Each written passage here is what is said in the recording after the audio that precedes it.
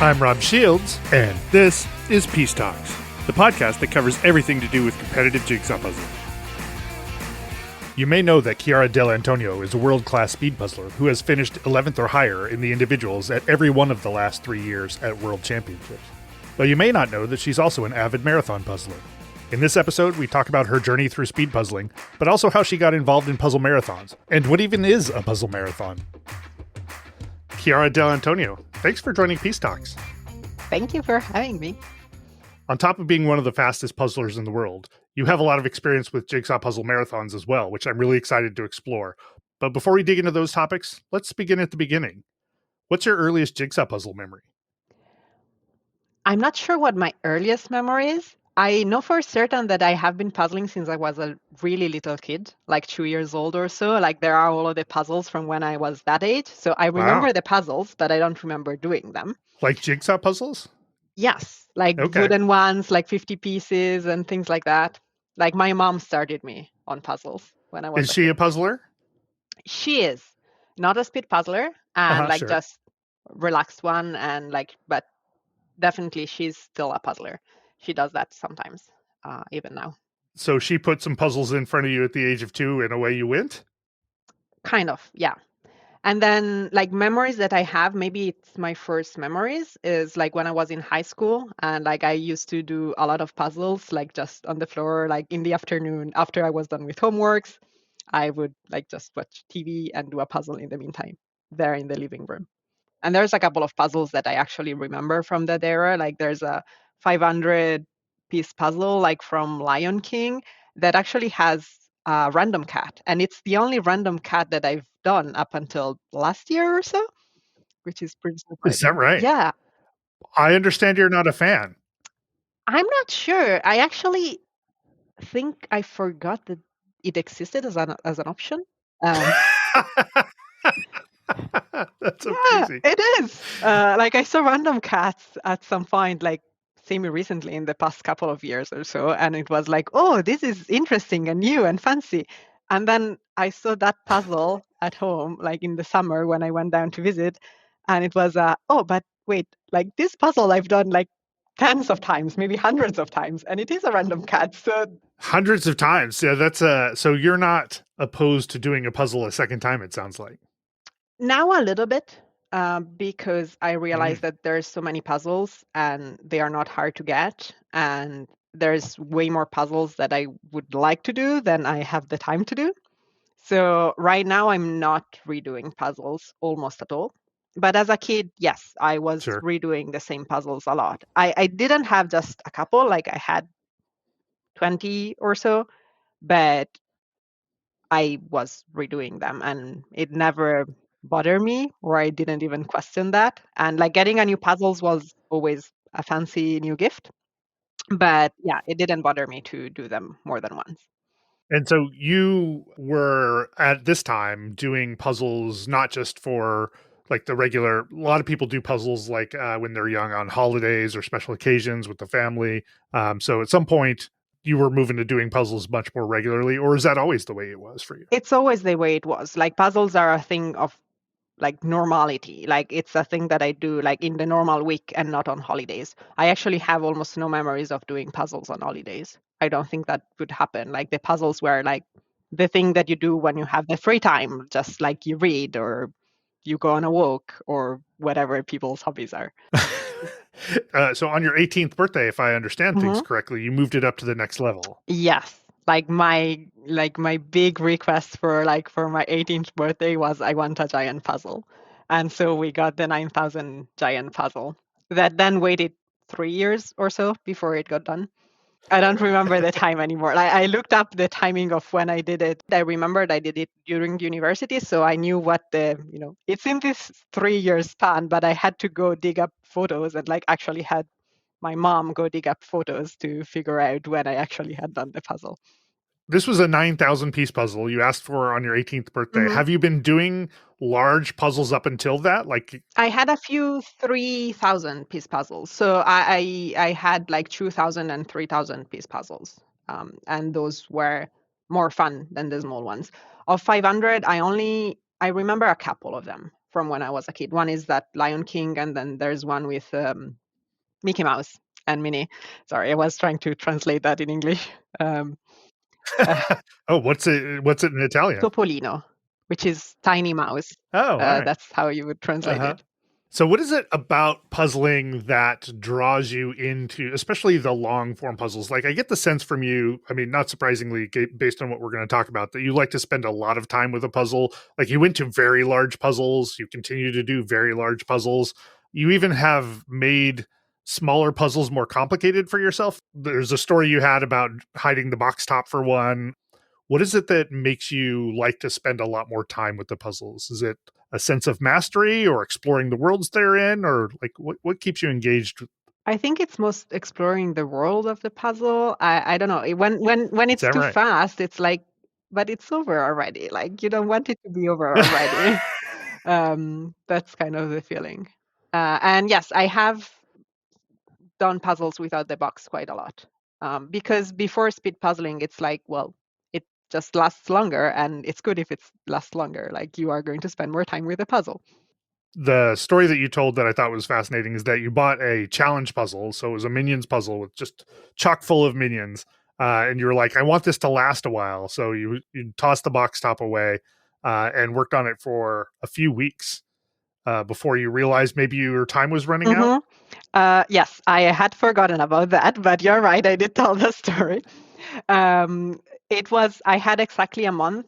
I had a month in the temporary apartment before my husband and my cats would join me in Ireland. It was when we were moving abroad. So I had this temporary apartment from work, and I was there alone for a month. So I wanted that puzzle to last me for the month, or kind of close to it. And then I was about to move out of the apartment, and I needed to actually get it done. And the challenge puzzle was actually a challenge puzzle without the box.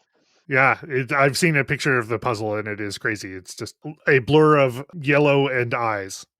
Yes, I think the minions were all different from each other. So, like, if you have the box and you pick up a piece, you can go and look for that face around. And a little bit, it's in perspective. So the minions in the front row are bigger than the minions in the last row, and so on. You obviously have a deep and a sort of ongoing passion for puzzling and spending time doing jigsaw puzzles. Were you at all a competitive person? Not related to jigsaw puzzling, but do you have a lot of sort of competition in your background? Were you a sports person? Not much. The fact is that I was never into sports, any sports. I've tried a lot of things, but I always hated all of them. But I actually, now that I think about it, I have done a few competitions. I did the mathematical Olympiads and Mm-hmm. things like that. Yeah. So I was very into it, actually. I really enjoyed doing that. So a bit of competitive spirit, I think, was in me already. How did you find out about speed puzzling? So at the beginning, I wasn't sure it existed. There is a movie where they talk about speed puzzling. It used to be on Netflix. I don't know if it's still available there, but I watched that during the pandemic. It's called Puzzle. So, there's a movie called Puzzle. Let's watch the movie called Puzzle. And then I started doing research, trying to figure out whether like this was a real thing or not, because it sounded like potentially fun and a way of meeting other people who are so into puzzle.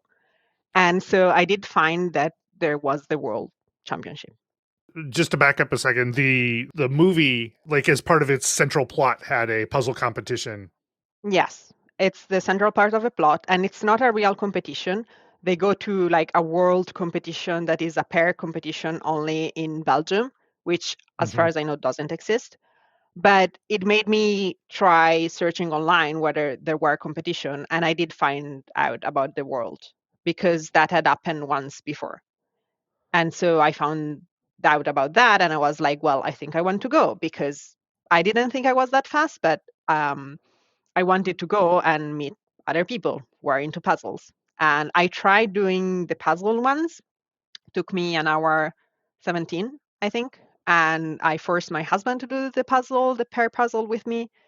And then I was, well, I'm going to be like in the middle, like I'm going to be able to finish the puzzle. So not embarrassing myself, not going to win it either, but it's going to be okay. And I want to go just to meet the people. And so I signed up. And that was the start of it all. You were doing this in 2020, so you had had the ability to find the 2019, the first World Jigsaw Puzzle competition, and then you were Yeah. able to find out what puzzles they used and compare your times to theirs. Was your husband a puzzler as well? No, my husband has always watched me puzzle and been like, "You're a bit weird, but okay, if that makes you happy, you go and do your puzzle while we watch the same TV series and I will play video games or do something else on my own." I think he has done puzzles, but when he was a kid, and then he stopped because it's something that kids do. And so the first puzzle that he did after 20 years or something like that was the pair puzzle from 2019 Worlds when I forced him to. Or like I didn't force him to, but I asked and he was like, "Well, you don't know anybody. And if you're going to Spain, sure, I will come to Spain with you. So we can try this thing at least once and then see." That's amazing. He's so very supportive. He is. He's very supportive also now. He's not puzzling with me anymore or almost none. He's only doing some EJJ puzzles. That's the Arrow Jigsaw Jam. When I don't have someone else to puzzle with. But I do know a few people also local now, so I do try to, if I have both the puzzle, to find whether I can have a partner, someone to just meet up with for a couple of hours, do the puzzle. If nobody is available, then it's like, okay, in that case, I will do a puzzle with you, but that's it. As long as you've tried all of the options. He's supportive of me, traveling so much and going away just to do puzzle things. So that also counts. And he's watching all of the live stream and following along and being, a nice cheerleader. Oh, that's amazing. You heard about the 2020 competition, which as of that Hmm. time hadn't been canceled yet, right? Or the 2021, I guess. I think the 2020 had already been skipped, and this was the Mhm. 2021 who was Mm. supposed to happen. And then I don't remember if I registered for it or not, if I had time for that. But at some point they canceled it and they decided to postpone it to 2022, which is also why in 2022 the championship was in June instead of September. You'd signed up, I imagine, for the 2021. We're excited about it. Hmm. Maybe even started doing some puzzles, sort of to Hmm. train for that. I did. I started buying 500-piece puzzles just for this. As you call them, the small ones. Did some training, and then it got canceled. That must have been disappointing. It was. It was very disappointing. I still remember it.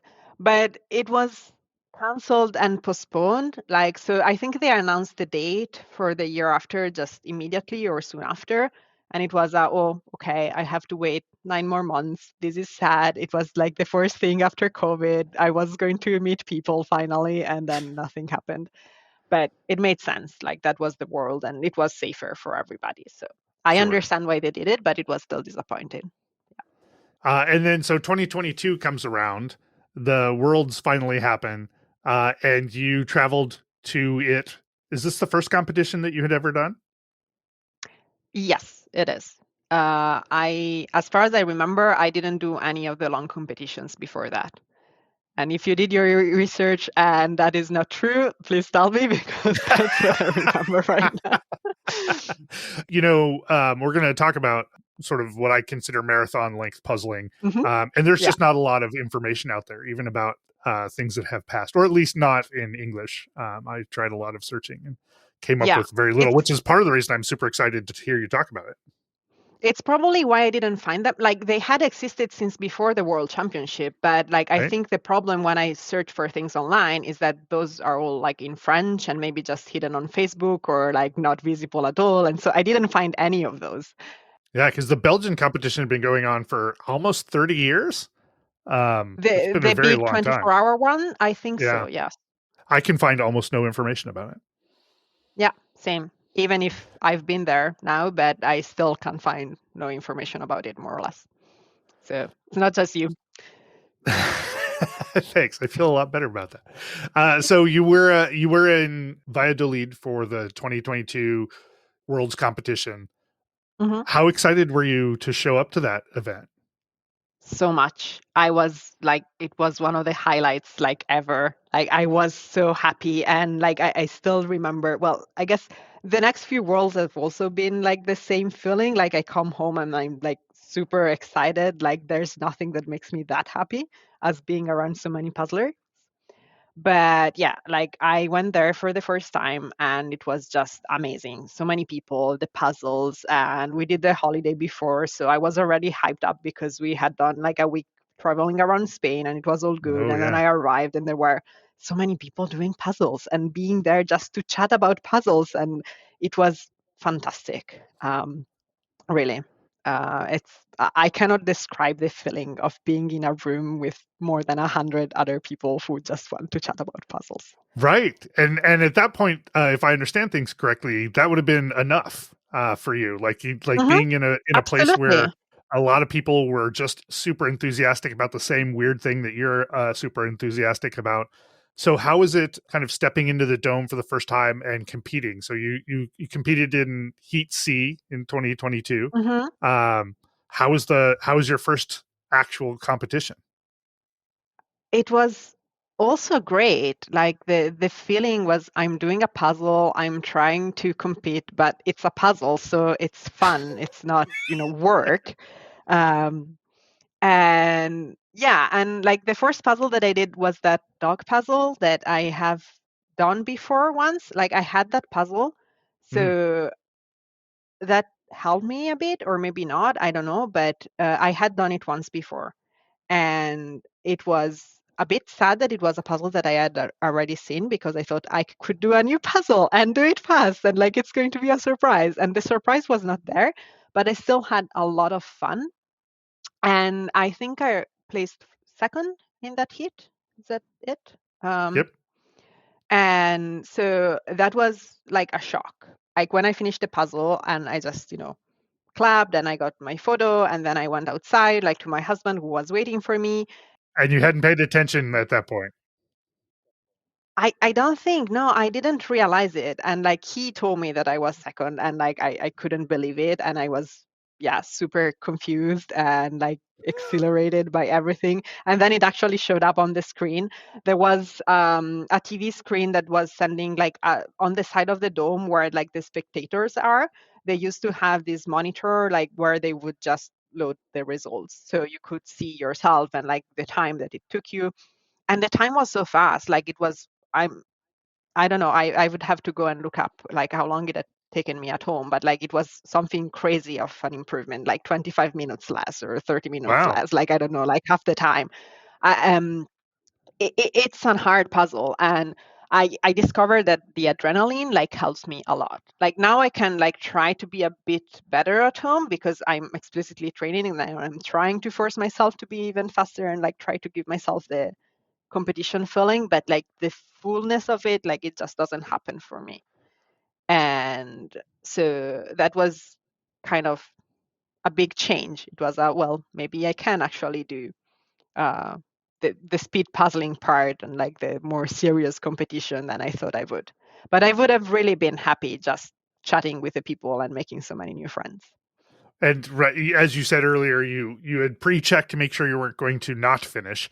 So like Hmm. your expectation was finishing in the middle of the pack is great. It's not embarrassing Yes, myself. I'm amongst a bunch of fun people. And then you sort of, I imagine, blew way past your expectations. Did that yes. change how you looked at the rest of the competition? A little bit. Like I didn't expect to get fourth place in the finals. Like I didn't have that high aspiration. But Hmm. from what I remember, I think like after that, I thought, well, it's going to be a new puzzle, but also like I'm actually better than I thought with the adrenaline and everything going on. So I think I started thinking I can be in like top 30 maybe if I'm good Hmm. or something like that. I don't remember exactly what placement I was thinking of, but Sure. something like that. And I still didn't have big expectations for pairs or teams because that's even more random and like, it's not just me. It was just for the fun. You were in Heat C, which means that there were two heats before you. Did you watch either of those? I did watch them. I remember I was in the dome and I watched everything from the dome. I was in the dome the whole day. either watching or trying to, talk to random people who would talk with me in English. There were a lot of Spanish folks that year, like more than there are right Right. now. Like it's more international now. So not Hmm. everyone was willing to chat in Spanish. Well, and also not the Spanish. Like not everyone speaks English. So not everyone was willing to chat with a random person that comes up to you, but a lot of people actually were. And so I don't have actual memories of the other hits and like watching and like of a lot of the things. I just remember the feelings and all of the people I met. Well, not everybody, but the feelings and like the conversation, the vibe, like the happiness from it all. And then you came away with fourth in the world. That must have wildly exceeded your expectations. Yes, it did. It did. It was really, really great. Um, and I had another 9,000 piece puzzle, the one that we were talking about, a second copy of it to then Right. sell because it was an extra copy. Yeah, so you now have, or had, I don't know if you still do, two copies of, was it Ravensburger's Battle of Algiers? Yes, that's the puzzle. But no, I don't still have two copies. I sold the Okay. like sealed copy that I won at Worlds from my fourth place because I didn't know what to do with a second copy of it. Was looking at that puzzle and it is beautiful. If you haven't seen the Battle of Algiers, it's beautiful, but it is beautiful in that it is lots of shades of gray. So for me, it's more a Brown, puzzle I would I like to would look say. at. Okay, fair enough. It's all the same. It's very kind of monochrome ish. And it's very much a puzzle like I would like to look at, but 9,000 pieces of putting that together, that seems like no joke. Yeah, I don't know if I will ever do it again. So the fact is, it's still like in my closet at my parents' apartment. And when I did it back in university, I did it separately. Like I didn't mix the bags. So I didn't really do a 9,000 piece puzzle with that one. I But love that you have strong opinions about this. oh, I do. And I don't judge anyone who does them like bag by bag, but also when I do it myself, it's not really doing a 9,000 piece puzzle if you don't do it all in one go. And but there's so many of them and so many giant puzzles, like even if you like open yourself up to other brands, that I don't know if I will ever have the time or want to go back to it. I haven't decided yet. For now there's another very brown 9,000 who's waiting for me. There's also a Ravensburger. I don't know if you've seen that, but there's a world map, like it's one of those old style like Yes. 800 It's another cool maps. puzzle I would not want to do. Well, I bought it used, so it's in here, like waiting for me to be done one day. This year, I'm doing usually a giant puzzle every year during the Christmas holidays, or at least I started during the Christmas holidays because I have the Hmm. 2 weeks off. And this year I decided to go bigger and I started the giant treffle that is 13,500 piece. Hmm. Um, but it has smaller pieces, so it still fits on my boards, which means that I don't need extra space.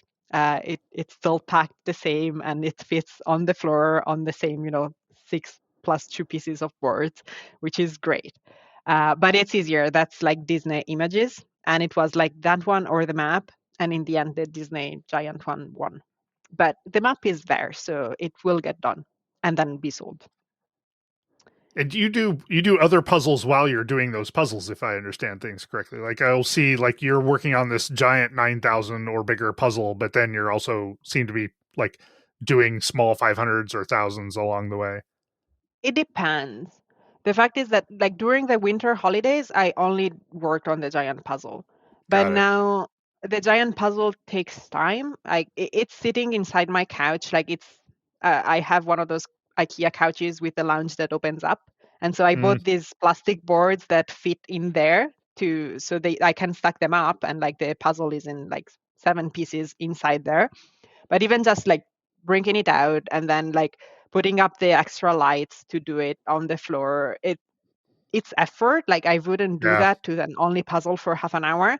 Also, if you take the puzzle out, you have to reconnect it across all of the boards or leave it separated. But then like you have to be careful, like where's the line? Do I have one more piece to put here on the right, or is it connected to the thing on the other board and all of that? Hmm. And so now that I'm back to work and normal life, most evenings I don't have enough hours before I want to go to bed because I'm tired to actually work on it. And if I do want to puzzle right now, I would, yes, do a 500 or do a 1000 or something else. I don't think I will start another big puzzle. Like I have some 2000 or 3000. I think those will wait for the really giant puzzle to be done before I start them again. But I will keep doing some 500 and 1000, even if the giant puzzle is not done. So you came out of Worlds 2022 with the fourth place in the individuals, 12th place in the pairs, and second place overall in the teams. I mean, if I were you, I'd be floating on a cloud out coming out of that competition, especially given your expectations.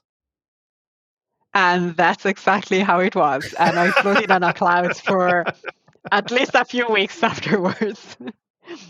Tell me about your team real quick in Worlds 2022. So you Mhm. were in pairs. You were working with your husband Nicola.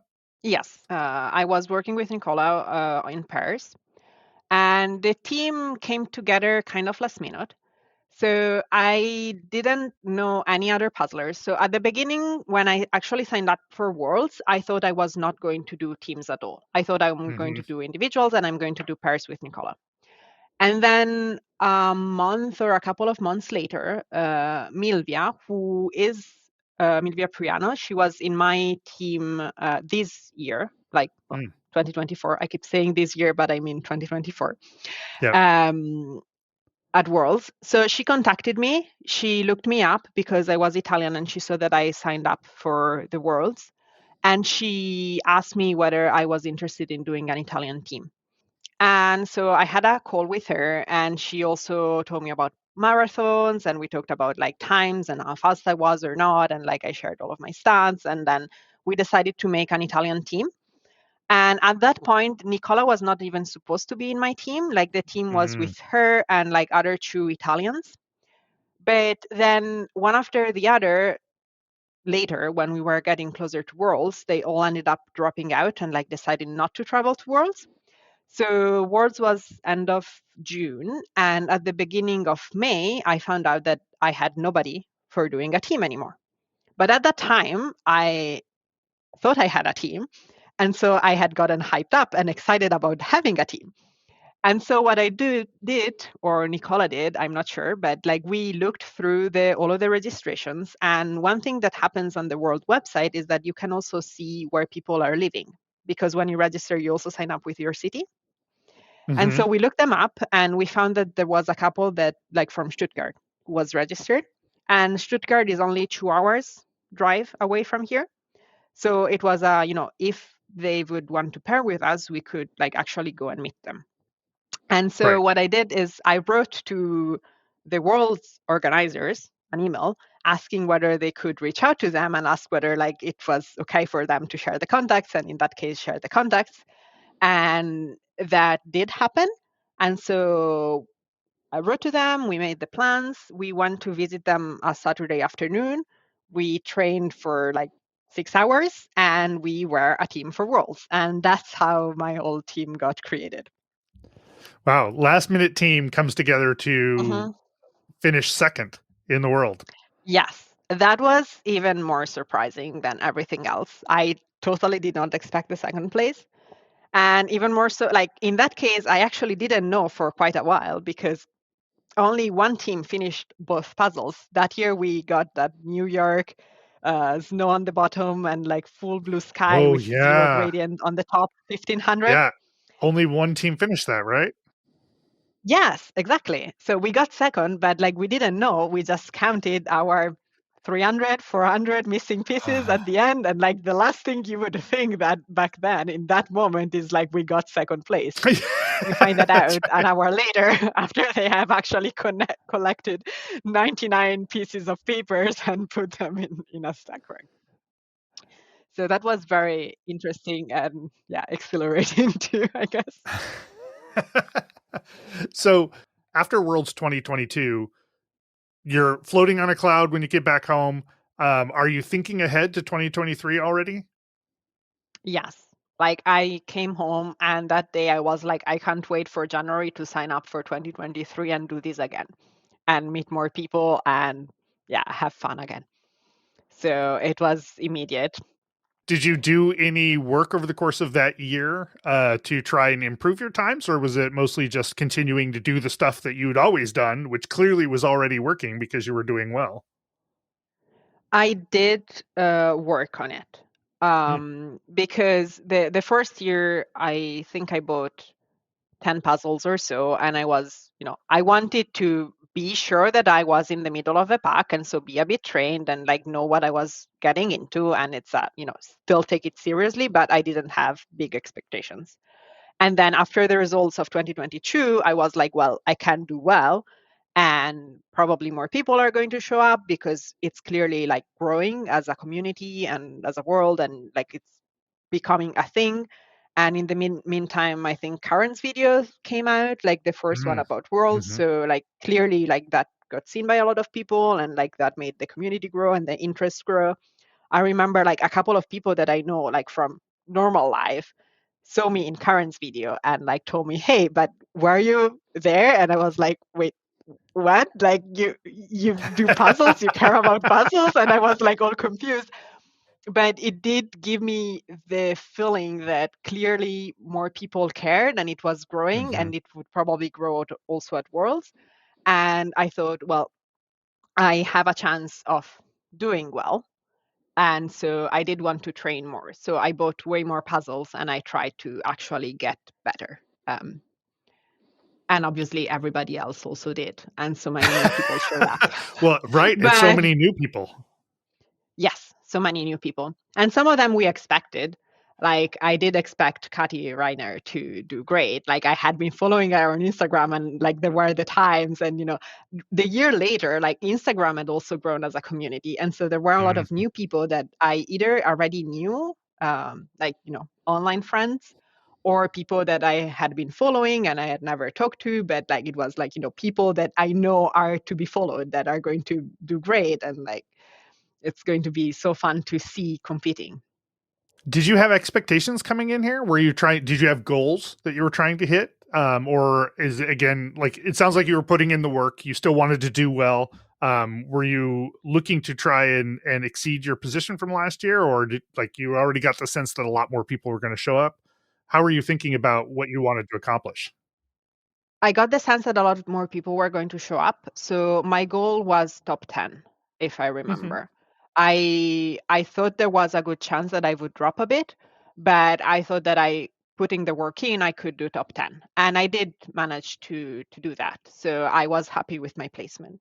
And I think more or less all of my placement doubled, but like that was perfectly fine. Also for pairs, we were thinking top 25 and we got like 17th, I think. So everything was working kind of as expected with all of the new people that I expected were there. So I was very, very happy also next year with the results. The pairs team notoriously different, difficult skyline. Yes, there was this Boston puzzle for pairs, and we actually got kind of close. I was a bit disappointed by that because during the puzzle I thought, well, I didn't expect us to do better in positioning, but I thought we had a chance of finishing the puzzle. I did want to finish the puzzle, so having 100 piece missing, I think 112 or so, like it was Mm. a bit disappointed. I was like, we could have gotten there. So then you're back with the same team. Did you get a chance to Yes. practice more than you had the previous year together? We practiced as much as we did the previous year. We met like once on a day. Maybe we did the full day instead of just the afternoon, but still, we only Hmm. met once to practice. So, no, not really. And you came away fourth again in the world. Hmm. Yeah, we did. So, that was a great placement too. Everything went great, also. So overall, still an amazing experience for Yes, 2023. absolutely. And 2024 was even better. Well, one of the things that I really enjoyed is that you had a post replying to Kati Reiner, who had posted like about what a great time she had and all the people that she had met along Mm. the way. She mentioned you, and you said something like, "I think this is going to be the beginning of something big." What would you say? The start of something, yeah. And Oh, which seems true in retrospect, right? So you met Kati in hmm, 2023. How did you yes. guys meet? We met at Worlds. I don't remember exactly. Well, she remembers more than I do. Like she remembers that we met when we actually took this picture with Alejandro, and I don't remember that moment at all. I remember going to chat with her like after one of the competitions, and we were like around the in the spectator hall, and I just wanted to congratulate her because I thought she did great. And it's one of the people that I had never reached out to on Instagram, but I thought like this seems like a great person, I would like to meet her, like I did with a lot of other people. Hmm. And maybe that's when we actually took that photo with Alejandro, which I knew already, but I'm not certain. And then we talked quite a lot on the last day. um, I remember like we sat outside the dome, and like she did a small puzzle, and we were chatting quite a lot like outside the dome on the last day. So we connected a bit. Um, and then after everything, I thought, well, it could be nice if she would be willing to pair up with me since she lives also close enough that we could meet up. Hmm. And, I, I had a good vibe. Like it felt like someone I could get along with pretty well and could puzzle nicely with. And so I gave it a try, and then we ended up becoming a pair. Nicola wasn't disappointed. Oh, no, not at all. Um, like he's happy to step in if I need someone, but he's also happy that he doesn't have to puzzle and he can spend, his time caring about his own hobbies and not training for puzzles just because I need someone to do puzzles with me. You switched out your team as well. I did. So in 2023, we decided to try to keep the team one more time. Since we had gotten the second placement, it was worth it to try and see what we could do if we kept the team again. But then Absolutely. by 2024, Nicola dropped out. Since he was not doing pairs with me anymore, he also didn't need to do teams with me anymore. And so like he actually didn't come to Valladolid at all. And so we already had him not coming, so the team would not be a team of 4 anyway. And in addition to that, the Italians were there. So Michela Utili, she is one of the Italians that was supposed to do teams with me in 2022. And in 2023, she started going to Worlds again. So I knew that, she would show up if she said that she was going to show up. And I had met Lorenzo Dalla Valle, who like was a pair with Michela, and we did a few long competitions together in the meantime. And Milvia, who we talked about earlier, like also was willing to come to do the team. And this was a team that we had done some marathons with. And in addition, it was the Italian team. And so we all agreed that we wanted to try having an Italian team at least once and see how it went. And so we signed up with the Italian team, and my German couple like found another couple of people to team up with. And that's how it went for 2024. So this was a team that you had done some work with through marathoning already. So by the time you got to Yes. 2024, you guys had some experience playing together. Yes, exactly. We did a few marathons together. We did a few marathons with not exactly the same group, but 3 of us plus someone replacing someone and things like that, according to who could travel. And then we also actually met up for a full weekend of training to figure out how are we going to puzzle when we're at Worlds, because it's a bit different than doing a marathon. Like at Worlds, it's just 2 puzzles and you want to like optimize everything as much as possible. It's Hmm. more pressure, I guess, than a marathon.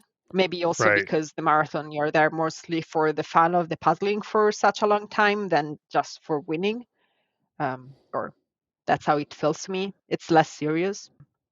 In the meantime, coming up to 2024 Worlds, the landscape changed. Euro Jigsaw Jam comes online.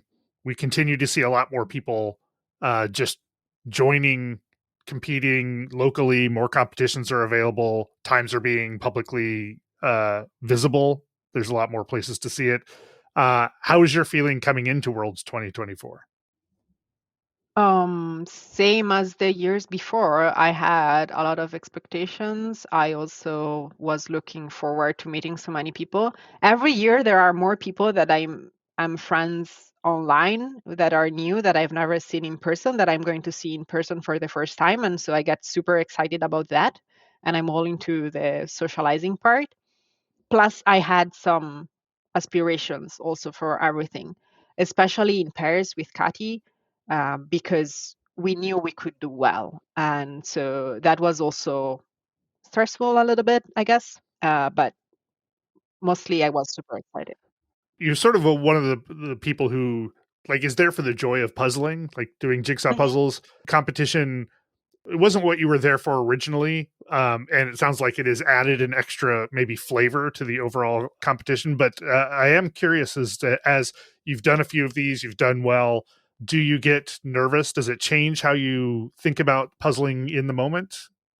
I do get nervous in the moment. I've always done, like even at first world, It's that like there's adrenaline. these things that I did. Yeah, yeah. I remember like during the finals in 2022, like the first one, the individuals one, like I almost fainted. At some point, there was like one of the yes, one of the judges came up to me and told me like, "Hey, drink some water."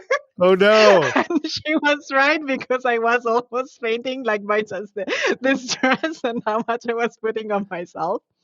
And Wow. another thing that has been happening, and it's still happening all of the time, like if you watch me while I'm puzzling, I am biting my lower lip, and like it like my lips get destroyed. Like I bought like not lip gloss, lip balm. Yeah. B- because my lips were destroyed by how I was puzzling. And it's still happening consistently. So now I know that I have to bring lip balm with me and use it a lot because apparently like I can't avoid doing that when I'm stressed. And so I do get a lot very nervous before the competitions and during it, but still I'm there for the joy of meeting people and all of that. Like I know that if I were to do my competition and then go to my hotel and be super rested and like be alone and do only that, maybe I could perform even better. Mm, But I just can't avoid spending my whole day chatting with people and like enjoying the right. social Misses part the of this point all. for you. Like your goal is to be amongst a great community of people who have the same interest as you. And so if you were off in your hotel, you're missing out on that part. Exactly. And I'm not willing to do that. Even if, well, obviously it's fun to win or get close to winning, but I'm not willing to compromise and like lose out on all of the social part. No. But now you carry water with you every time you compete. Yes, like in addition to the water bottle that you get there, I also always have at least half a liter of water in my bag, and also like some candies and some snacks, just in case. And eat something like maybe like the tiny package of Haribo candies or something before going into the competition, and like making sure my sugar level and water level are okay, like is something that now happens a lot. It's also last episode, and we talked with the Jean and Kathy Reuter, and Jean was adamant about making sure that you were well fed because that was a lesson she learned the hard way as well. Yeah, I listened to the podcast. I think she was in a more extreme situation that I was. Like I didn't forget to fully have a meal. Like I did plan my day to have meals. So it's still like a basic advice for everyone who wants to try like competing for the first time. Make sure you do drink your water and have your food. Seems trivial, but isn't. Well, once you get engaged in things and like you get caught up in the excitement and the spectacle of things, it can be easy to lose track of some basic self-care. So it's not surprising that we would need to be reminded periodically to drink some water, have a snack, get some sleep, all of that sort of thing. So in the individuals, ultimately you came out 11th overall, with the final tiger puzzle. How did you feel Hmm. about that? You had some expectations coming in this year. Yes, my expectations coming in this year was I would very likely double my rankings again, like Mm, realistically, because a lot more new fast people were coming along. As you have talked about it with Evie, like there were a lot of new fast people that were going to show up, and we all mhm. knew that. So what I thought was more likely I'm going to drop down again, so to like 16th. So the goals were I should be able to do top 20. I would have been really happy with top 20. Even happier, it's like I thought if I really stretch myself, I probably can do top 15. And so getting 11th was a surprise. I didn't expect to do 11th. Then after I did that, I was like, oh, maybe I could have trained a tiny bit more and actually got 10th place and got a cube. Like I couldn't avoid like that feeling, but I'm still extremely happy about my 11th placement because it's like kind of pretty much higher than what I thought I would do. I was aiming for top 20, stretch to 15. So 11 is higher than that. And so it was great. So also the thing that I'm really, really excited about is the fact that I'm just a minute away from like sixth place, which was felt even more than just my 11th placement. So that's something that I didn't expect. I was really, really excited when I saw that. Yeah, the competition, the time intervals were so small in the finals, individual finals in 2024. Everybody was really kind of tightly packed. So I think it's worth noting that you were only 6 minutes 45 seconds off of the top altogether, when previous years, if you had had that difference, you would have still been a higher placement. The competition is just so much closer. Everybody's more practiced that it doesn't take very much time for you to drop a position or two. I think you were only 13 seconds behind 10th. So it seemed like this more than previous years. Every second mattered if you really wanted to kind of be the best.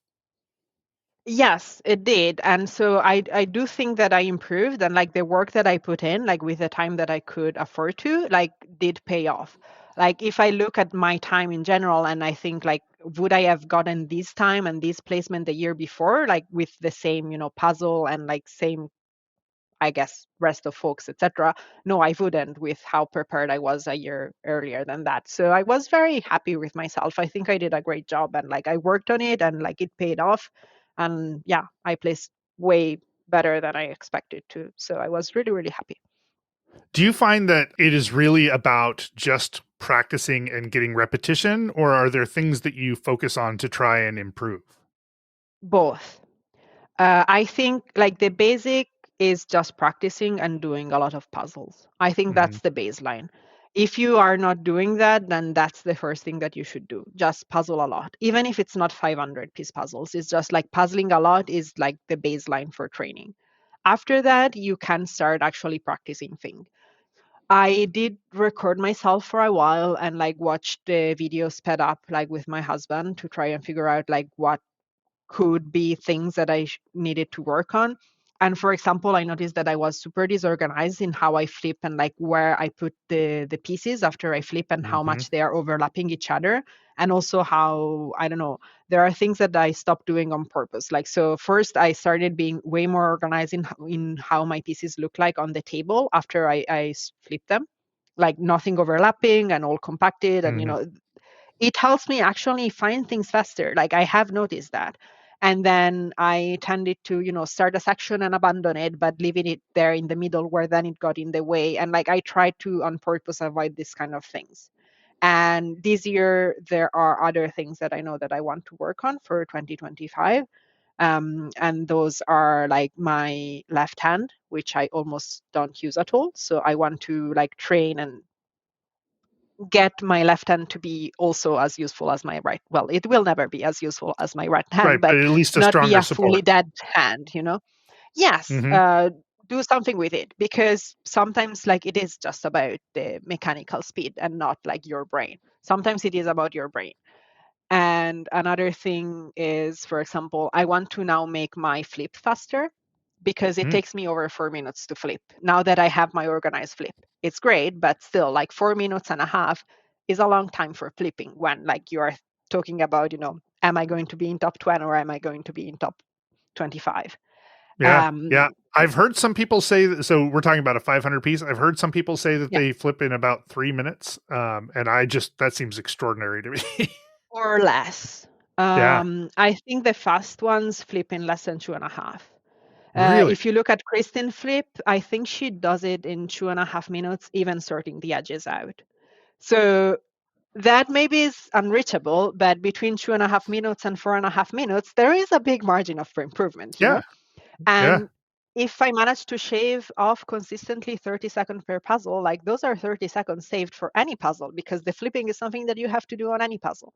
So I'm at this point of not training a lot yet for this year, but I have these two things for sure that I think I want to work on. And if I stop and think about it, probably I will find more. We Do you will take see. a break after Worlds in terms of focusing on like practicing and being performant, or do you just get ride that wave and get right back into practicing for speed? It's a mix. So I took a bit of a break, but more unintentionally. I have done some of the AJJ competitions still because those I just had both and like I didn't want to intentionally take a break. But also after Worlds, it was, now Worlds is over. I don't need to train that much now and I can concentrate a bit more on other things in my life, like work and other hobbies and things. So like I did obviously like almost everything like got dropped in August and September because I wanted to really really train for Worlds, and after Yeah, Worlds it's like, well, now I can balance that out and give more time to other things instead of just puzzling. So I have speed puzzled less, but I will also ramp that back up and like go back to training in a bit. sure. I have started a little bit, but not much. Like I'm not doing a puzzle a day right now. And I don't think I even want to because, yeah, it just takes a lot of time. And I'm not a university student that has some classes, but also a lot of free times like I used to. Right. So, it's all about choices. I know that I could be faster if I would puzzle more, but I don't have all of that time, unfortunately. Or fortunately, I don't know. It's okay. Yeah, it's a trade off. Fine. Before we leave Worlds 2024, I would be Hmm. remiss if we didn't talk about the pairs because you obviously already a strong player, and Kati already are also a very strong player. Come together. You're at Worlds. Tell me what your expectations were for the two of you. Well, we were trying to maybe win it. Like I can tell you, we thought we had a chance. We weren't sure, but we thought we could have a chance. So we knew that we weren't as strong as with 500s. I actually am pretty convinced still, and I will try to figure that out when we do the AJJ next weekend, which might be in the past by the time the podcast comes out. But It will so most there is an definitely be. Yeah. AJJ coming out soon that is like a solo 1000 piece. So I'm really, really interested to see how that goes and how fast I am because I believe, and again, I don't have proof, it's just my personal belief right now, that I'm stronger with 1000 piece puzzles. And that's because I always love doing bigger puzzles more and like bigger sections instead of just very busy stuff and so on. And so with the 1000, I think I'm a little bit faster. Kari is super strong at everything anyway, but I don't think everybody is as strong with the 1000 as with the 500s. Like there's a lot of people that are sprinters, and we also are, a pair of very well matched. Well, now she's way faster than I am, but we were closer to each other a year ago. So I think that with the 1000, like we expected to have a chance. We knew we were likely not going to win the like qualification and the semifinals. So like that didn't bring us down. We did expect to do less well with a 500 piece puzzle. But with the finals, we wanted to try and go for it. And I have to say that I am very happy with our result. I think she is too. Like we were so close, so we did prove to ourselves that we are kind of there, and it was very very exciting. It has been great. Like pairs was the thing that I was looking up to the most this year going into it, and I think it still is for 2025. Just to be really clear, you guys got second, and only 25 seconds behind the kind of imposing Teresa and Marquetta team. So Yes. any number of things could have happened where that position could have been swapped. Yeah, like 25 seconds is really really little. So like with that it's like, yes, we kind of did it. Sure, we don't have the title, but like they also earned the title, like they were great, and we are there so close. So yes, we are very happy and we are almost there, and yeah, we will train for this year, I guess. And I assume you have the same goal for this coming year. Yes. Yeah, the goal is still that, and we will try. We will see. I will do my best to to train and get better and keep up to her. I don't have as much time as she does. Like she has a full semester off because she's Mm, taking a break between bachelor and master degrees, which is going to start in October. So she's going to probably train a lot and put everything that she can into this. And my plan is to do everything I can with the time that I have because I do have a job to keep up with her and help do my part in our affair at least. all right, I'm going to switch gears, not because I don't have more questions about this. I would love to explore more about how you and Kati are prepping for 2025, but I am super curious to hear about what I call puzzle marathons. Is that the right terminology for this? I don't know if it's the right word for it. I'm not sure. I think they just call them puzzle competitions in Mm-hmm. French, but again, I don't speak French, so I'm just telling you what I understand from people that translate that for me. And I think the one that they are organizing in LA, they are calling it a marathon, the 24-hour in Los That's Angeles. right. The So one being put on by Orange County Speed Puzzlers in February of this year. exactly. I think that one Yeah. is officially called a marathon, so we can call them marathons. And it's kind of a fitting name from my point of view. It is 10 hours straight or like even more of that of puzzling. So if the 500 is a sprint and the 1000 is just a race, then this is a marathon. Sure. Given that you asked for a 9,000 piece puzzle on your 18th birthday, Hmm. given that you've done increasingly large puzzles, given that you seem to really enjoy spending a lot of time doing puzzles, I was 0% surprised to find that you were a puzzle marathon person. So tell me how you first heard about that. And I can only imagine that the first time you heard about it, you were like, yes, this is the thing that I want to do. This is exactly right. So this all came out when I talked with Milvia for the first time. She is living in Belgium, so she actually Mm. has done some of these competitions before with locals. She has been living there for like a couple of decades. And so when we were talking about like potentially doing a team together for Worlds 2022, she also told me that there are marathons and that she also participates in those. And she asked me whether I would be interested in also like traveling to Belgium and participating into one of those. Ideally with the Italians who we were going to then make the team with for Worlds. So obviously I was yes, because as you said, yes, like I do 12 hours of puzzling at home in a day if I can. Like it just sounds like a perfect thing to do. It was like obviously I'm doing this. And so we had made plans to do a 12-hour competition, I think, or 10-hour competition. I'm not sure anymore. I don't remember which one it was and in which place.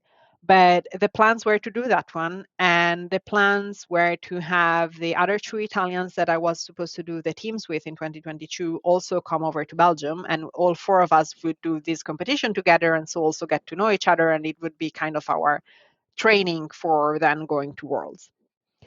And then what happened is that they actually canceled that competition.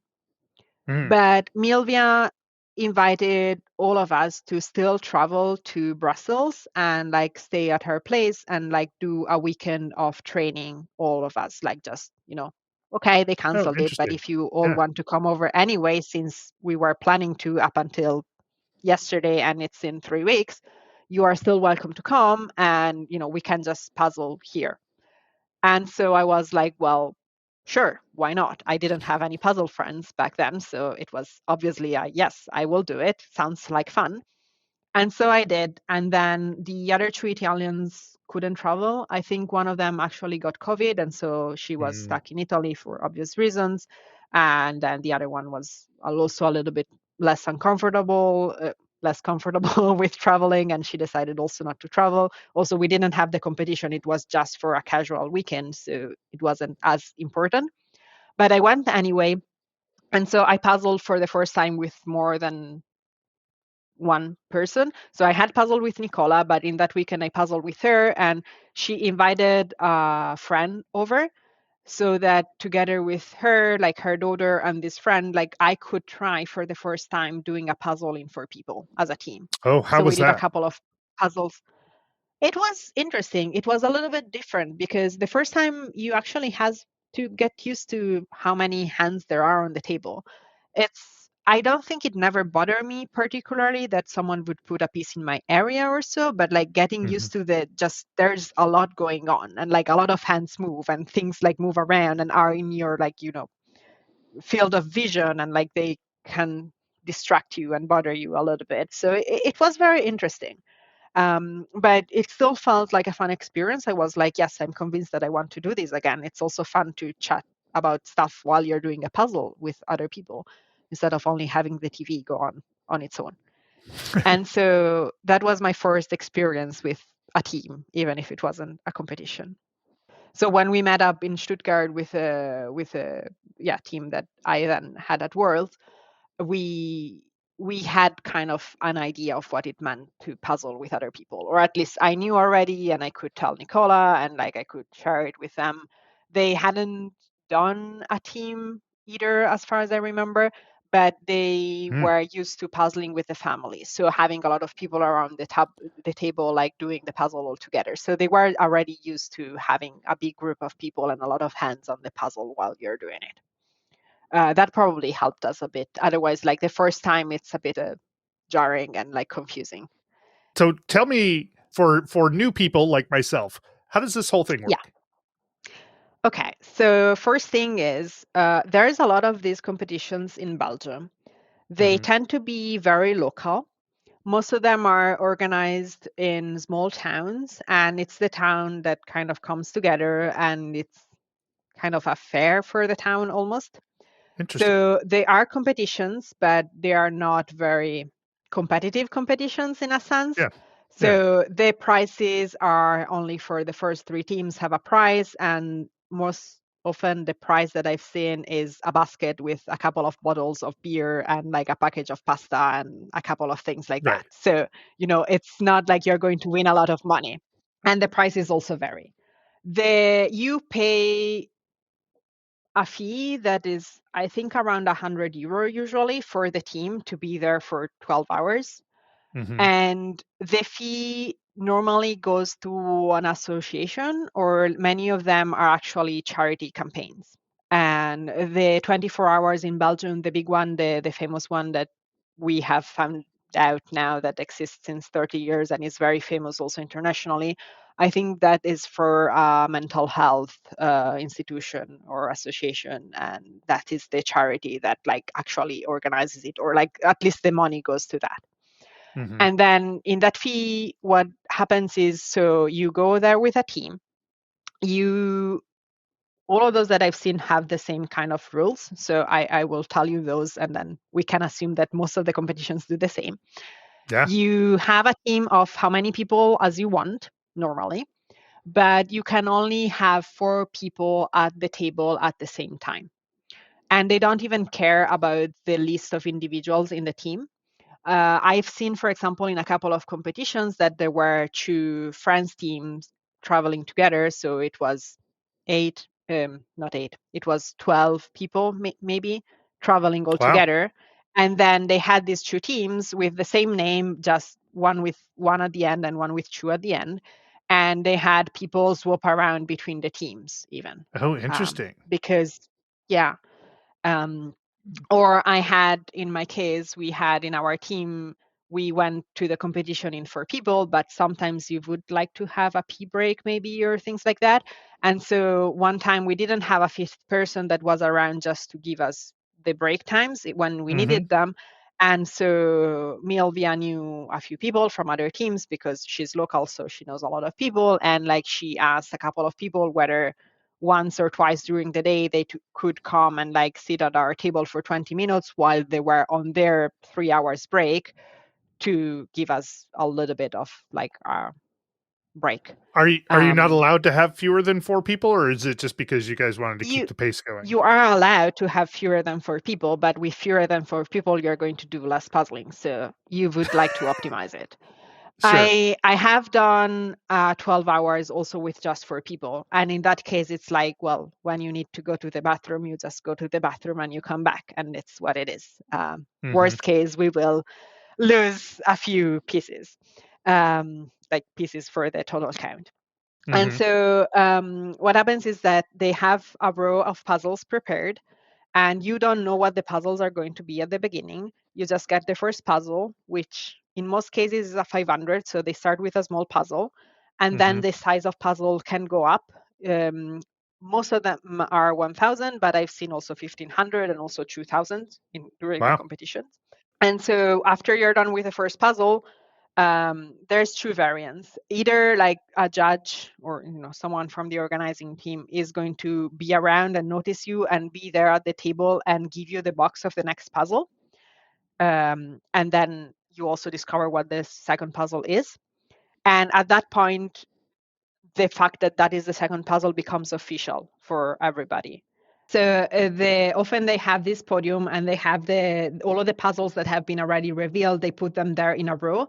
So if you are not the fastest team, you can have someone that is the extra from your team go and see what are the next puzzles that are going to come Hmm. up and like go back and tell your team about it. And at the end, like the goal is to put as many puzzle pieces together as you can, and you get to keep all of the puzzles that you reached. So part of the reasons to do more puzzles is only also that you bring home more puzzles. And so according to how well you do, that could be way more in value than what you put in as the fee at the beginning, or vice versa, way less than what you put in as the fee at the beginning. And an interesting thing that actually has messed up the nonstop team once. So there was a competition in which we beat Alejandro's team, Hmm. nonstop, who has won worlds. It was like the team that in 2022, the only team that actually finished all puzzles. Right. So there was this 12 hours competition in which we beat them by just a few pieces. And I felt a bit bad about that because we beat them by a few pieces only because in the last puzzle, they took the wrong approach. So the last puzzle was a challenge puzzle, but they hadn't understood, I think, that, or yeah, I'm pretty sure because we talked about it later, that the rules were different from the rules at Worlds. So at Mm. Worlds, if you don't finish the puzzle, you count all blocks of three pieces or more, Right. and that Yep. is how many puzzle pieces you did. In most of these Belgium marathons competitions, what you do is like you start from like a continuous piece of the edge and everything that is connected to it. Interesting. Or in alternative is like a single section that is like the biggest section that you have that is all connected. And so often like is better for you to do the edge first because that's the easiest thing that you put together if you know that you have Yeah. little time. So the islands don't count. No, highlands don't count, not in these marathons. And I don't know if all of them have the same rules, but most of Sure. those that I've been to in Belgium have these rules. I don't know what the Los Angeles Orange County is going to have as a rule. I don't know what the France competition that I'm going to go to in March has as a rule. I guess the rule is official, but I haven't like checked the document yet. Like Hmm. it's something that Hmm. is important to know when you're there, but like right now I don't really care. I just know that the rest of it is more or less the same. Sure. And then there's some other competitions where it's even like a bit more annoying, for like how you get the puzzles. Yes, I will tell you now, and you probably will agree with me. All right. Um, so this is like the big 24 hours, for example, does this, and what they do is you get a random placement in the hole. So you don't know what your table is going to be. You can be lucky or unlucky. And when I Hmm. say lucky or unlucky, is because in the one that I like best, like you get the judge that comes to you, they check, they are aware that you're about to finish the puzzle, and they will be there ready with the next puzzle. In some other competitions, what you do is when you finish the puzzle, you have to call a judge, you have to get a judge to come to your table and like sign a piece of paper. And that part, like maybe they are already there because they are careful and they will notice. But after that, you have to take your piece of paper yourself and run to the table where the main judges are, and they will Hmm. give you the next puzzle. And so you could have the table that is just next to them, or you could be sitting like Oh 40 yeah. tables away from that in the row and have to run the whole all. And sure, one time maybe doesn't matter. But if you have to do that for like 12, 20 puzzles, it's a lot of time that you just accumulate that like feels to me like it's a bit unfair towards the people that are sitting in front of it. Yeah. But here is part of where it goes back to these are not so competitive and serious. A lot of the teams that are there for the community. Is like they're one of the fair moments of the village, and they have the stand with the food. In the meantime, there's people who will go, even get up and like take a break, like, I just ran to the bathroom and I come back, but there's people that Hmm. will go and like buy the food, maybe eat the food, bring back like the beer to the table, and for a bit eat, and then puzzle again, and then like take a break and eat, even if in the meantime there's only two people puzzling. And they're there for the community and the party spirit and all of that. And so they wouldn't really care that if you are in the back versus if you are in the front, you're going to overhaul lose 2 minutes of your time.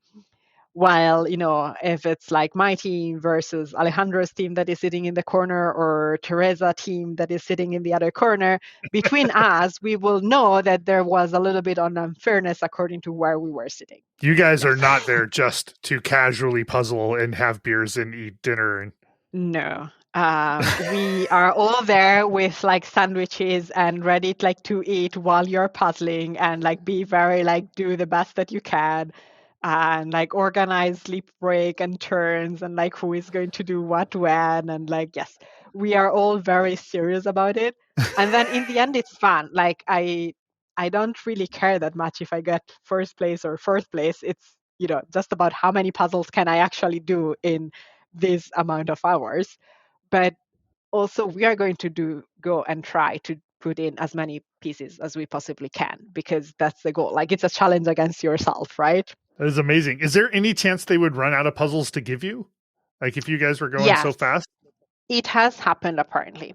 Oh, really? So yeah, there was a competition where we got close to it, and what they told us is that if we had run out of puzzles completely, what they would have done in that case is they had a few puzzles that were not part of those that they had planned for the competition, but they had also a tiny shop where they were selling puzzles. So they would have grabbed something extra from there. And then there is one specific 12-hour competition where, on purpose, at some point, they give you a challenge puzzle so that you get stuck there. And that's the puzzle where like we beat Uh, nonstop. It was like a challenge puzzle of Super Mario. Actually, that one I think we could have done. Like, we were both getting close to finishing it. But the year after, they gave us like the football balls puzzle. And I don't know if you know that. mm-hmm, It's another challenge puzzle from mm-hmm. Ravensburger. It's just this black and white footballs, and it's horrible. I think we did the edge and like 10 more pieces in an hour, and like that was it. And so they were ready to kill us with that puzzle on purpose, because that was the last Right. puzzle that they had. That's right. Here's where you stop. Yes, Yeah. that was done on purpose. And they were laughing when they brought us the puzzle, like saying like, this is where you stop. Or that's what I understood, because again, they were speaking in French, so I wasn't really Right. understanding the fun part of the But the intent conversation. was real clear. Yes, it was real clear, especially with the footballs. Like, the first year was like, here's where you maybe stop. The second year was like, here's where you stop. Oh, the third year, I don't remember the order, but the third year they gave us also like a Ravensburger challenge puzzle, the one with Batmans. And most of it is like Batmans in like black and white. And then there's a Uh-huh. couple that are colorful. So you can put together the colorful ones, and then the rest is That's right. You got what three it that is. show up immediately, and then you're lost for the rest of the night. Exactly. I have heard, I read the rules for the Orange County Speed Puzzlers competition Uh-huh. coming up, because I never have looked at the rules before. And I noticed they have a give up rule. Is this common? Are you familiar with this idea? Like you can give up on a puzzle? Yes, I had forgotten about that, but yes, that's also a pretty common rule. They usually call it a joker, I think, not a give up Yes. rule. So give up rule, until you explained it, I wasn't sure what it meant, but Yeah, they yeah. have like a joker rule usually, and it depends, but it is usually like you can skip a puzzle, and they have some rules about what it means. In some cases, you can just skip a puzzle, but usually there is a penalty or a bonus. So maybe it's like, if you skip the puzzle, then you lose 250 pieces. Or if you don't skip any puzzles, then we will give you plus 250 pieces at the end. And Mm. also sometimes, Sorry for the noise. The cat threw the camera down. Um, what I was saying. Oh, yeah. In many cases, there are rules on which puzzles you can skip. For example, at the 24 hours in Anu, it was you could skip the puzzles between the 4th and the 7th, and also it had to be before 11 p.m. or otherwise, like you can't use Mm. it anymore. So they also have some criteria on what to do. And then like it's kind of tricky because you have to calculate like what is our actual piece per minute average and like how bad has the puzzle have to be for it to be worth it to actually skip it. Have you ever used that rule? Yes, we did use the rule on a 2000 piece Jan van Asteren jumbo, like in the 24 hours. And I'm not sure. It might have been the first time that we used the rule because we have calculated it before and it's like on a 1000 piece puzzle, it's not oh, no, we didn't use the rule because that showed up later. So this year in the 24-hour, we didn't use the rule because we had calculated if the 2000 Jan van Asteren comes out, then we are using the Joker. It's worth it. It Uh-huh. was 500 pieces bonus if you don't use it. So 500 pieces is a lot, and you need to be really bad at the puzzle for it to be worth it. And all Hmm. of the puzzles that we could have used it for because of this like 4th to 7th or whatever exactly it was, they were all 1000 piece puzzles and they weren't that bad. And like with a 1000 piece puzzle, we did some counts. I don't have the minutes, but like we decided that it was probably not worth it. I think we used it once before at a 12-hour competition with 1500 piece puzzles, also from Jan van Asteren, because it's those jumbo puzzles with all of the tiny They're meeples so and the busy. ugly Yeah. images. They are so busy, and also that brand tends to have a little bit of false fits. So they are so Mm. busy, really hard. If it's one of those images where it's even more repetitive than others, like some of them are more colorful, some of them are just all the same, and then I think it's worth it. At least I'm not great at busy puzzles, so those are not my strength. Yeah. So, how many marathon style competitions do you think you have done? A dozen, more or less, I Dozen. would guess, but I'm not certain. I didn't go count. I think this is an unfair question, but I'm going to ask Mhm. it anyway. Do you prefer like the world speed puzzle competition style things, or do you prefer these long marathon style competitions? I'm not sure. I think they're very different. Like I consider them actually two completely separate things. And I don't think everybody would enjoy both. Like if you really like one of them, it doesn't mean that you would like the other style because it's Hmm. a really, really different type of competition. The marathons like are not as much about how fast can I be per se because it's more about how long can I keep going and how long do I enjoy puzzling.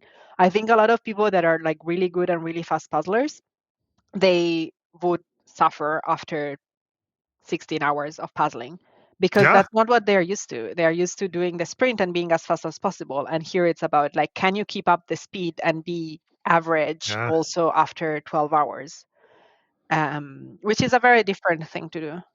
Have you seen people who are used to doing shorter puzzles? You watch their sort of speed drop off as they progress. I have seen like Lorenzo is also a very fast puzzler.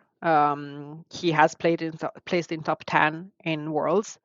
And after 6 hours or so, like he gets tired and he needs a Hmm. break and a big break. And like he's even aware of it himself by now. Like the last time when we did the 24 hours, he was like, I cannot do like this long. And like he even like got a slightly smaller shift than some of us others did because he Hmm. didn't care about doing as many hours as he possibly could. Like I like counted for like how many hours can I do while still having a small sleep break because I know that I will need one at some point, but I wanted to Hmm. really optimize how many hours I do.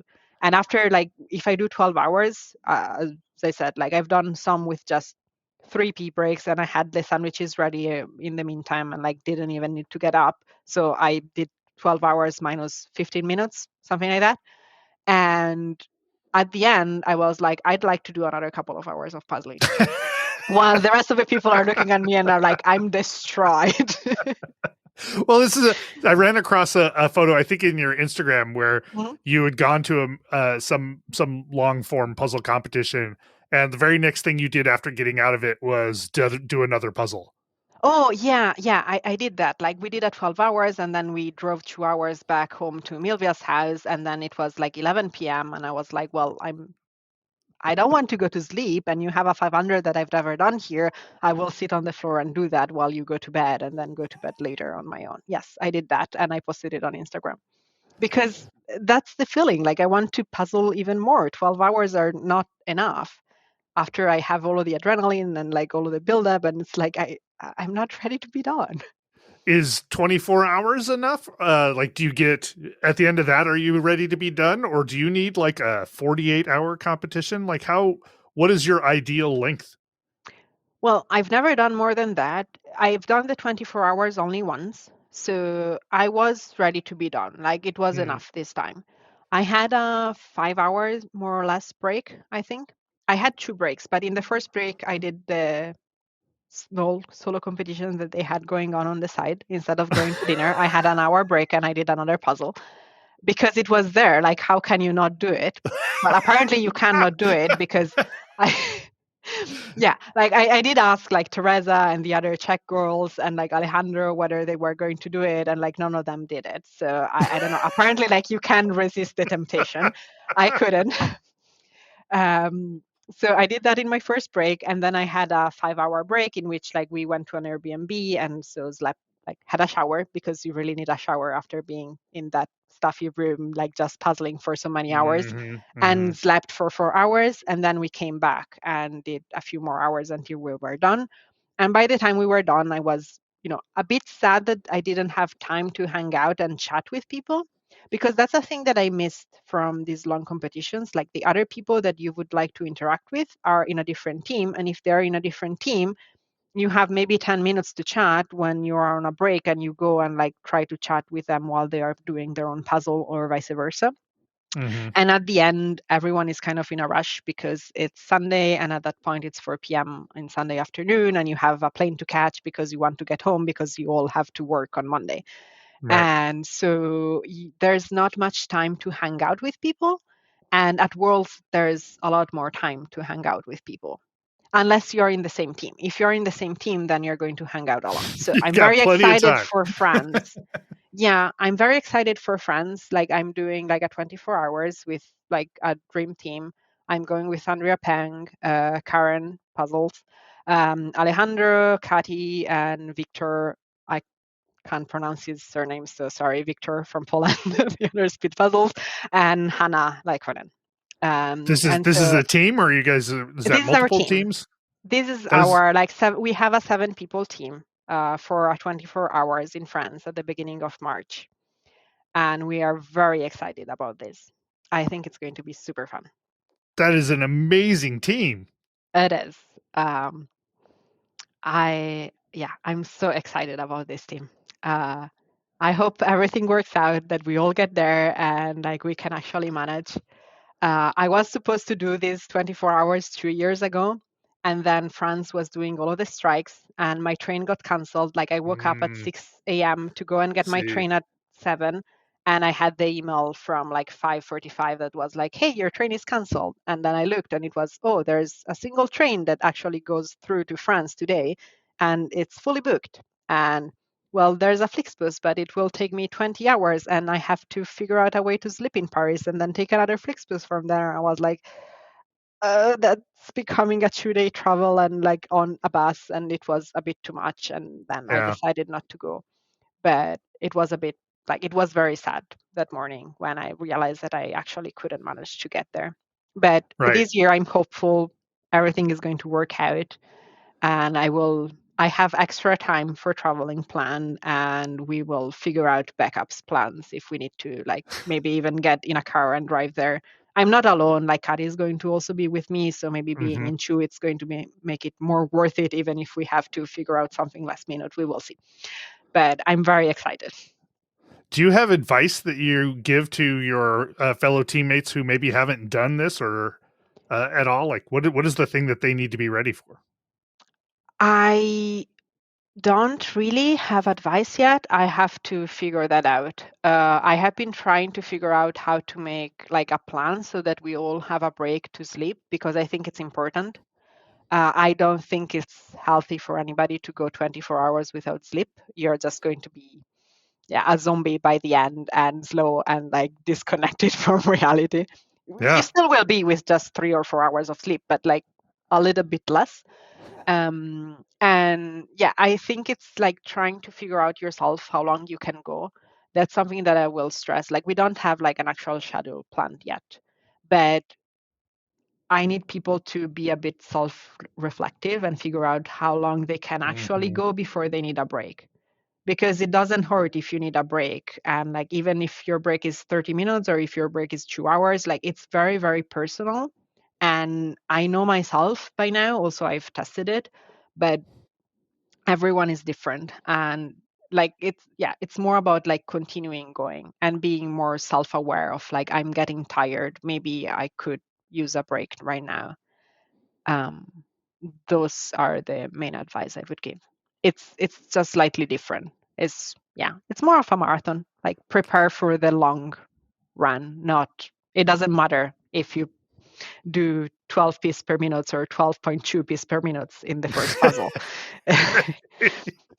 So you're going with some of the best puzzlers in the world. Mhm. Um, are there other teams that you are legitimately going to compete against? Are there other like super teams going to be at this event?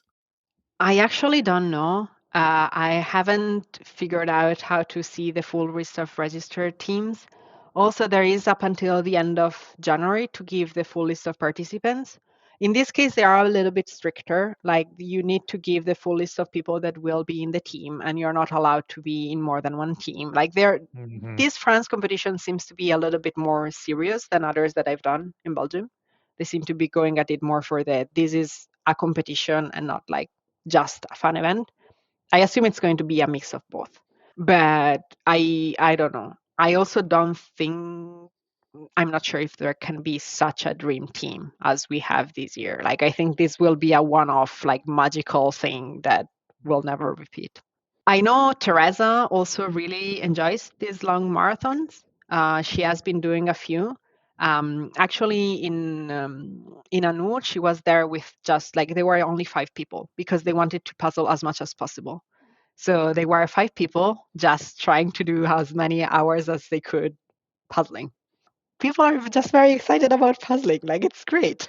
Do you have other marathons that are on your radar for the upcoming future, or is the France one the kind of biggest one that is coming anytime soon?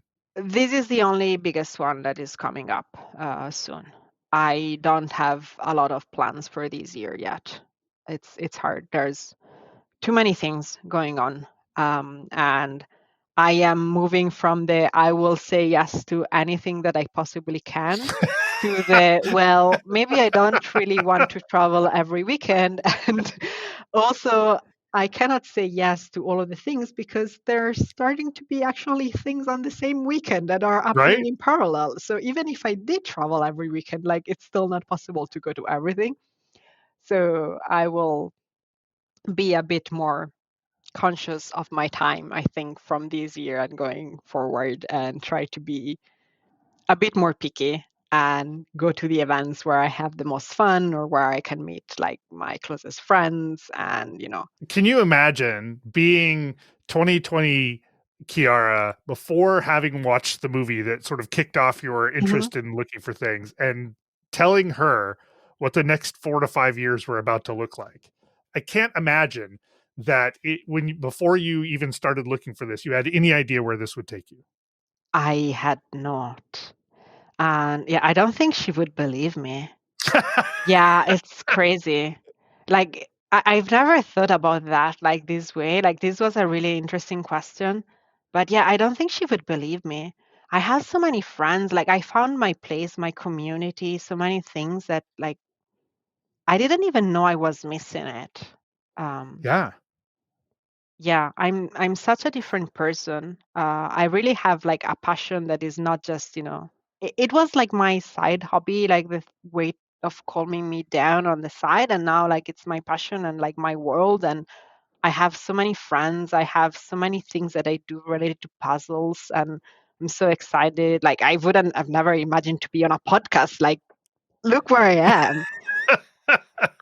It's just an amazing journey. This you dipped your toe into it at just the right time to have what seems like a beautiful experience for Yes, this whole thing. it has been. There isn't a single negative thing that I can think of about this whole experience and journey into this world of speed puzzling. So it seems actually like this concept of puzzle marathons is coming to the US so that folks who are not able to get to France, Belgium to experience that sort of thing might be able to. It's too late to sign up for the Orange County Speed Puzzlers, which we talked about before, which is happening on February 22nd. But I bet that that sort of presages more coming for those folks who are want to know a bit more, especially about that competition, but get a little deeper into marathons and how they work. The Two Puzzling Unicorns on YouTube, so Yvonne Foyt and Tammy McLeod did a fairly in-depth episode with a couple of the folks from Orange County Speed Puzzlers, and I definitely recommend checking that out. So, you're not lacking for puzzle opportunities. Mm. What sort of things are coming up? I think just a lot of competitions are coming up this year. There is the German nationals are happening at the beginning of February, so that's the first one coming up in just a couple of weeks from now. And then I have, let me think. So there's the March like marathon, and then I am going to go to Codits again probably. So Kati is probably going to organize her small local competition Mm-hmm. again, and then there might be an Italian nationals coming up. It's not fully confirmed, but it's likely happening. It could be in May also. And so if that's happening, I think I will try to go. And then other things that I have already planned for are in July, there is a European Championship that was announced just last week. Mm. So this is news, and it's going to be in Budapest. Oh, Um, neat. yeah, and then there's Worlds again, obviously. So those are the big events, but more might show up, and there's going to be more training weekends with Kati for sure, and that's already a lot. If there's an Italian nationals competition, I assume there must be an Italian federation or a group of folks who are putting that on. Are you involved in that at all? Kind of. Well, so they are working on founding the association. Part of the reason why the nationals is not yet announced, as far as I know, is that they haven't finished the like bureaucratical process. Mm-hmm. Italy is not the friendliest with bureaucracy, and yeah, and I was a little bit involved at the beginning. So Alfonso, who's the federation president, like has been involved in helping all of the countries start their own associations, and so he had like asked me to. But after a while, I realized that like it is actually a lot of time commitment to Mm, work for an association, and I don't really have that much time. Plus, I do live in Germany, so I'm not even there close by. And I also right. am like a member of the German Association and I'm participating with events here.